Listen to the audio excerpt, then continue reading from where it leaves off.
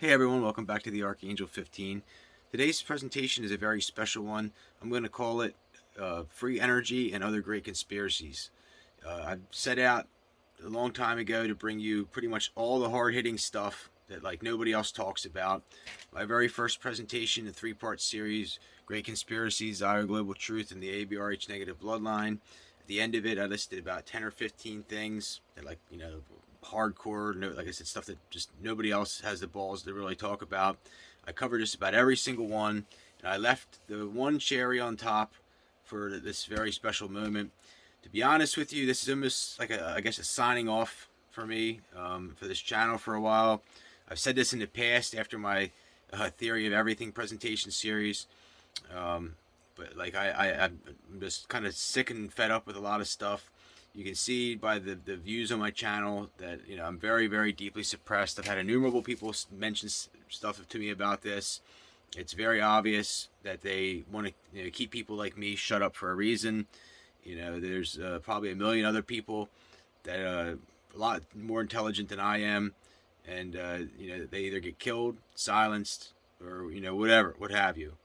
I've single-handedly identified where all the pushback is, and I can tell you that like with the free energy stuff is really, really you're taking your life into your hands. Like they will they will come after you and start poisoning your food and attempt to kill you. And like I don't want people to call some type of a mental institution on me, but I'm telling you that I've had my food poisoned. I've had attempts on my life. I've been very, very deeply suppressed. And after I get done this, you'll maybe understand why, and you'll say, yes, he's probably telling the truth. And it's not just me that has suffered the consequences. It's people in my family, people around me, but it all ties in to a much bigger perspective. And with this free energy stuff, you're going to be amazed at how simple it is. And you're going to say, oh my goodness. You're going to say, like, it's so simple. No wonder they want to keep this shut up. And I'm not going to like go too elaborate on a lot of stuff, but just bear with me here. If you can, please stay with me, and I'm going to cover some really, really hard-hitting stuff. And I'm going to go deeper than just the free energy. But my life has been, I've been tortured essentially in my little fake town that I'm in. Like Lockheed Martin has a facility not far from me. There's people in my own family that are tied into this, and I really hope to escape. I'm looking to get out of the country the end of this month. I'm going to be attempting to fly out and have friends in other countries, hoping to eventually meet up with them. But with the whole coronavirus nonsense, getting visas and all that stuff is not easy right now.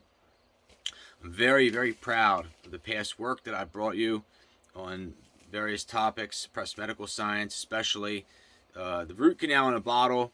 Like I with the 35% food grade hydrogen peroxide, I have not seen anybody else that like coins that term or anything, and like that really is worth like millions and millions of dollars in itself. Like to the right people, I literally have had like 4 root canals that I needed done. One very, very serious just recently, and I found that with the root canal, if you use the 35, like take the 35% hydrogen peroxide orally, dilute it, obviously, always dilute it. I have a separate presentation on this, but also the colloidal silver, and even some antibiotics, which I'm not a big fan of the pharmaceuticals, and even some B12, D3, liquid if you can get it, and like you can almost stop any root canal in its tracks.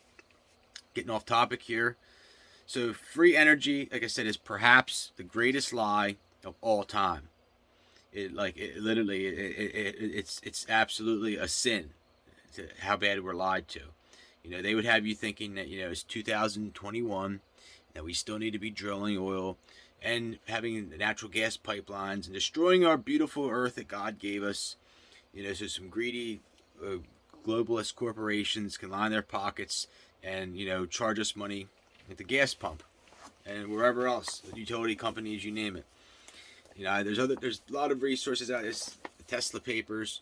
There's like a whole bunch of patents and this various stuff in there, like that he tried to come out with. I forget how many, like 1,500 patents he had, and there was like 1,500 more. Really interesting thing is like J.P. Morgan would not let him come out with his free energy ideas, like basically putting like a free energy generator in every single house, because it couldn't be metered. Because it couldn't be metered, the greedy corporations couldn't, could perpetually, rape you, I guess you could say. This is another one, the Free Energy Device Handbook. It's like all these different contraptions that people invented, most of them with magnets and copper, and like this wrote, fields very similar, I guess you could say, almost to how like an alternator or generator works. There's also something that's known as a stator, which has what's called a regulator rectifier in it, which converts AC to DC power. There's literally about like 6 to 20 various ways that you could literally do away with the internal combustible motor. I'm gonna give you my favorite, and like I can tell you that the shit that Tesla has out, like the corporation Tesla, that's a disgrace to be named after the great mind of Nikola Tesla. FYI, in the 1930s, Nikola Tesla had a Pierce Aero car that he converted to free energy induction power, I believe it was. It could go like 0 to 60 in like 5 seconds in 1930, and it didn't need battery. I don't think it had like, it was like unlimited range, complete free energy. And basically, like when you really boil it down, the oil money kids, or the oil money silver spoons and inheritance people, equal the cancer of the earth. And like, they do not want, their grandfathers and great grandfathers who basically perpetuated this horrible, heinous lie, where we've been destroying our beautiful earth, like I said, needlessly, polluting our oceans. Like, consider this. Okay, we drill it. We drill the oil out of the ground, and destroy beautiful, pristine wilderness. Or you go into the oceans. Then we have to ship it on huge tankers across an entire ocean. Then when it gets there, we have to send it to a refinery. Then we have to refine it. Then we have to put it on a tractor trailer. Then it has to go to the gas station. And then at the end of the day, it's like, it's polluting the earth. It's like it's creating horrible ecological destruction. And there's almost like this other little thing I want to mention too about black goo. Like, I don't know if you ever heard about black goo. Maybe maybe not.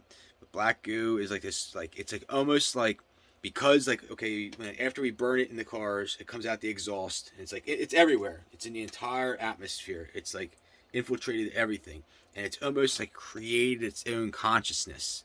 Like, it's like in our DNA now, and like it's like this weird aspect. It's called like black goo, and like it's I almost see cars like a mark of the beast, and it's like almost like they're designed like to be like a mini person. Like, you feed them the gas, and then they have a tailpipe where they, like they shit, and then it's just weird. It's like there's a deeper element of corollaries to it. And like, my favorite, okay, so I get to the point here, is hydraulic / vacuum. And like, this is very well known that the Air Force and NASA and various globalist corporations suppress vacuum / hydraulic technology. And it's kind of ironic that when you go to the gas pump, you use hydraulics to pump the gas into your car. And like, it kind of gets into like this matrix where like I could connect like 60 other things together, and like, like, they probably don't want me doing that either. Maybe someday I'll do like do little matrices, and you'll be like, oh my goodness, how, like, this is like magic or something. But okay, so like, the truth is, like I said, there's many different ways that you could do away with the internal combustible motors. I've thought about this many times over. If I had the money, I have ideas that I would like to pursue. Okay, so if I were to like try to go like into a welding shop and just start welding sheet metal together and create my own car, I would have to go through the National Highway Transportation Safety Board. I'd have to go through all this nonsense and like get the car approved first, and it would take millions and millions and millions of dollars. I'd have to sell out to investors to do this, and I would basically lose control of my company before I even had a company, or I'd have to go find private institutional investors and be leveraged into the ground. So I thought about it even more. Okay, so like, hypothetically, like, I mean, you tell me why this wouldn't work. Okay, you tell me why this wouldn't work, and like, and maybe, like I said, like, we can, I'll give up on my idea. Okay, take any random old car out there, take the motor out, and even just like put like say the drivetrain, or you could probably do it with a transmission. There's a thing called a torque converter. It kind of gets into a lot of other stuff. It'd probably be easier to do with a manual transmission than an automatic transmission. But hook up, say, a hydraulic power unit to it, and start the hydraulic power. Like, like there's different ways. Like, okay, the hydraulic power unit has to have power. Yes, I understand that. And like this is like the first, like I've ran this idea by other people and just like talk to other people, and that's the first thing they say is, okay, it has to have power to it. Doesn't need to have 300 horsepower to it. I know that much. You could probably use like a small 2 or 3 horsepower motor, or like run it off of a, like there's numerous ways. Like basically, if you understand how like an alternator works, like as soon as something starts to spin, it creates a field right away. So like it's like you could basically run anything off of free energy, just having a field going. And like the truth is that you don't even need to have the rotating field. Like, okay, I've talked about in the past, all you really need is copper wire and magnets. I was actually, these phones I got when I was in Russia, our phones don't work there, and I was actually able to get them just by putting them together, creating a field to like stay on for months. And like their old technology is probably why, but there's magnets in the speakers. And like I know, like you're saying, that sounds crazy, but I'm telling you, like I was able to do it, and I have pictures to prove it. But like, and that's another story. So like you could, like I said, probably just have. You don't need to have batteries, essentially. And like everybody thinks the Tesla cars are so cool. 220 miles range, and then like are you always able to, like, what are you gonna do? Stop like and like charge your car? Like to me, that's not acceptable. 220-mile range. Like anybody that thinks that that's like the latest, like the most advanced technology that we have, I feel really bad for you. And like I mean, if you're going to the like down, I live in Pennsylvania. If we're driving to the beach, about 100 and some miles, like 100 miles or so, if you get stuck in traffic, what are you going to do? It's like a joke. It really is. And like I said, like it's an irony that like okay, when you go to the bank, you put your deposit in. They use the vacuum technology for that. They use the hydraulic technology, like I said, when you're pumping gas in your car. They use the tow truck uses the hydraulics when your car breaks down, and that's another thing. So, okay, so like the cars that we have today have hundreds and thousands of parts. It's unnecessary. Like years ago, the cars that we had, like they were so simple that you could work on them yourself, and it was like kind of almost fun too. Like very, very easy, simple stuff for the most part. Like you could do almost everything on your own. Then like they realized that it was like, all in the name of capitalism to like, more parts. Then we have the mechanics, and then like dealerships, and it all ties together. And then like then it ties in with the insurance companies, ties in with the banks. And like in most cases, the dealerships, they're very heavily influenced by the Italian mafia. And like in my area here, there's a company that like basically controls all the dealerships. I'm not going to name a name, but and like when they sell you cars, they're also selling a car loan payment as well. Just like realtors don't just sell houses, they sell mortgages for the banks. And so yes, like with this hydraulic technology, you could have like 6 parts. You could have like the pump, the valves, the hose, and maybe like the control. And like you could probably, to be so cheap, you could keep like 2 extra on you at all times, and one single adjustable wrench, and probably fix everything yourself. And then like, oh well, hydraulic, that could leak. Well, you put it in a stainless steel conduit or something. There's like 3 or 4 other little things you'd have to overshoot, like the power steering, the power brakes, but that pretty much all could run off of hydraulics already. My favorite application for this is boats. I would absolutely love, like to get an old inboard motor boat and just take off the motor and put a hydraulic motor on. Even if you had to run it off like a 4 or 5 horsepower gas motor, it's not a 300 horsepower.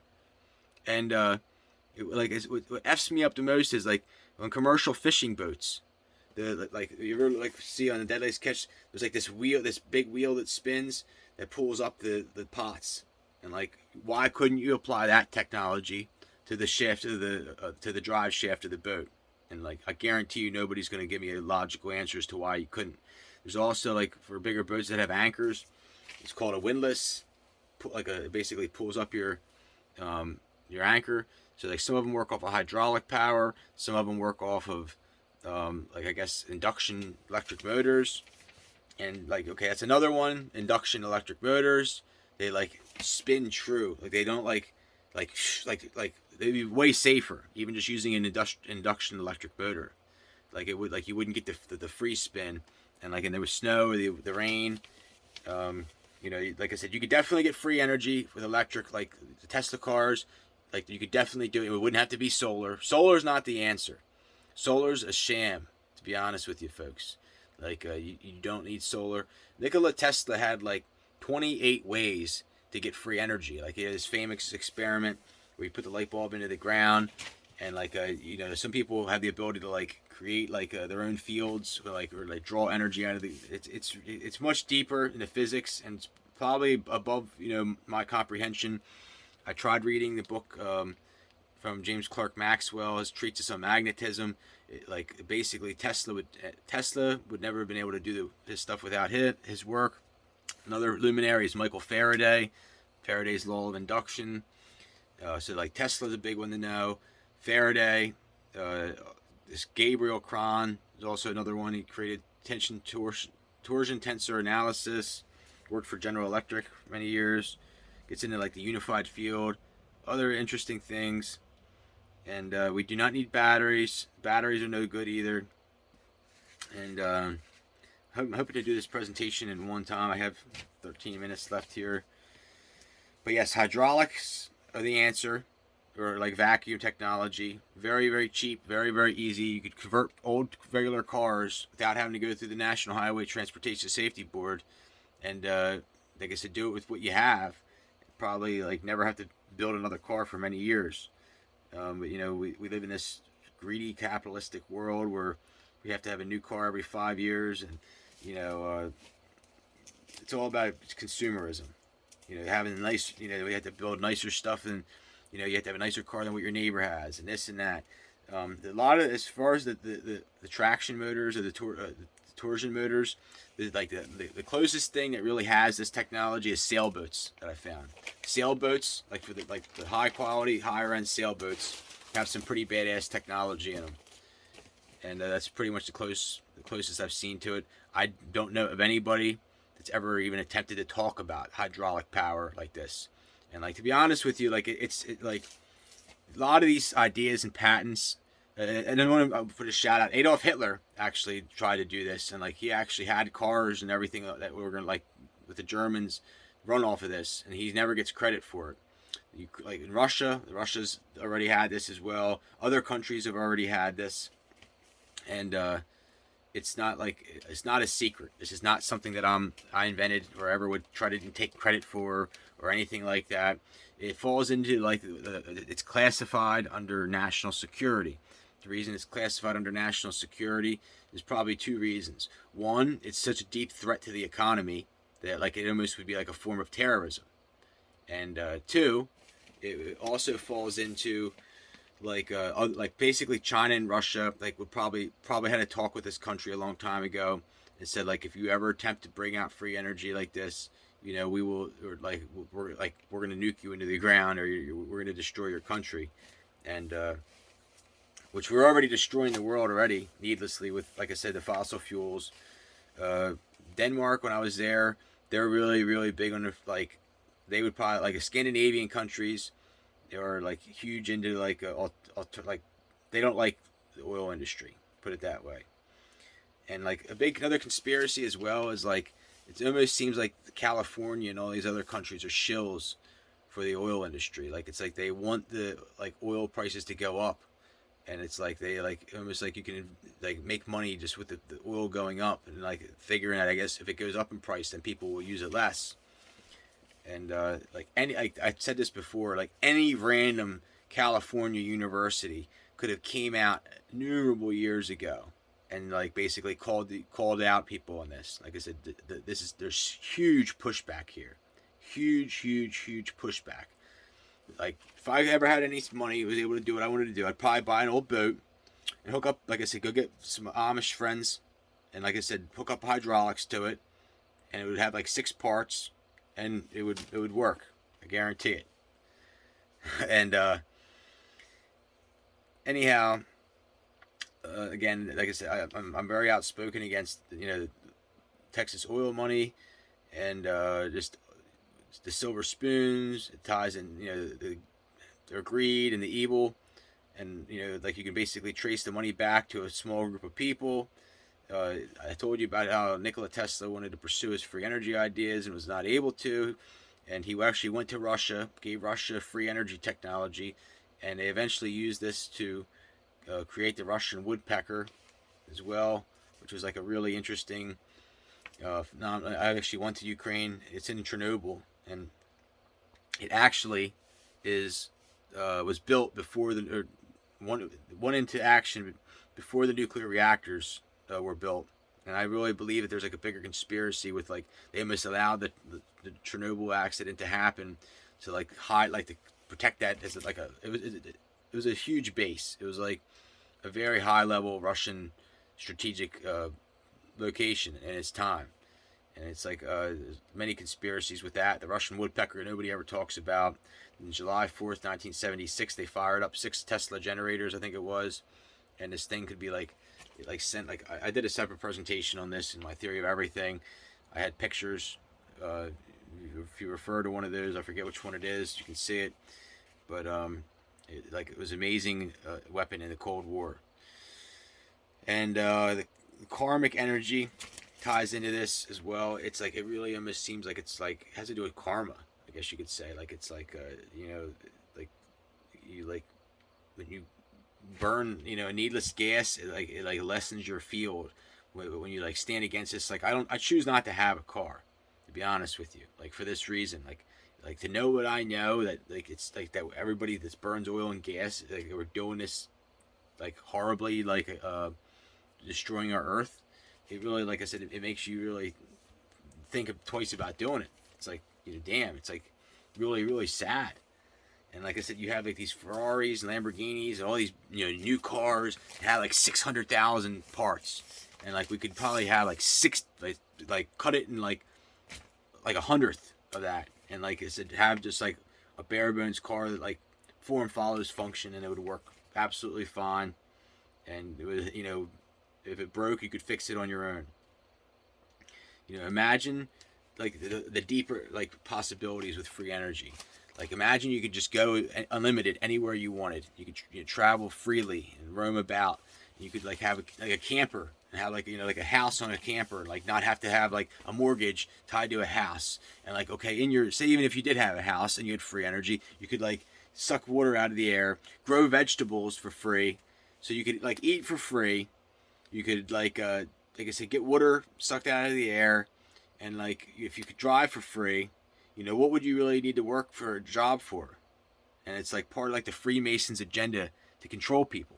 It's like like if you read the book Morals and Dogma, which I read, like there's only 2 books that I ever took back to the library prematurely without reading the whole thing. One was James Clerk Maxwell's Treatise on Magnetism, because it was way over my head with the mathematics.